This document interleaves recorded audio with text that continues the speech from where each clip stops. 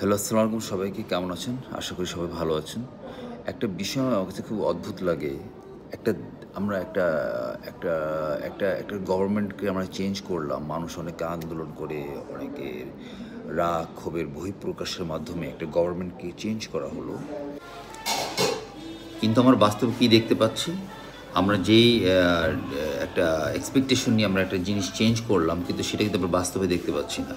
আমাদের মধ্যে সেই আমাদের যে মেইন স্তম্ভ, আমাদের স্বাধীনতা, আমাদের ধর্ম, আমাদের মানে মব, এই কালচারগুলো আমাদের সোসাইটিতে এখন প্রচণ্ড রকমের দেখা যাচ্ছে, হয়। কারণ এগুলোর জন্য তো আমরা তো কোনো চেঞ্জ করিনি। একটা গভর্নমেন্ট চেঞ্জ করেছি আমরা যেন বৈষম্যতা বিরোধী যেন দূর করতে পারি, দেশকে যেন প্রোগ্রেস করতে পারি, সব কিছুর মধ্যে করাপশন যেন নষ্ট হয়, এই জিনিসগুলো কিন্তু মেইন ইন্টেনশন ছিল। বাট বাস্তবে দেখা যাচ্ছে এখন ভিন্ন বিষয়। মানে যেগুলো এখন আমাদের স্বাধীনতা নিয়ে প্রশ্ন, আমাদের সার্বভৌমত্ব নিয়ে প্রশ্ন, আমাদের জাতীয় সঙ্গীত নিয়ে, আমাদের ধর্মীয় যেসব বিভিন্ন ধরনের মিস মানে ডার্ট ইনফরমেশন আমাদের সোসাইটিতে দেওয়া হচ্ছে, এখন এগুলোর জন্য তো আমরা কোনো পরিবর্তন করি নাই।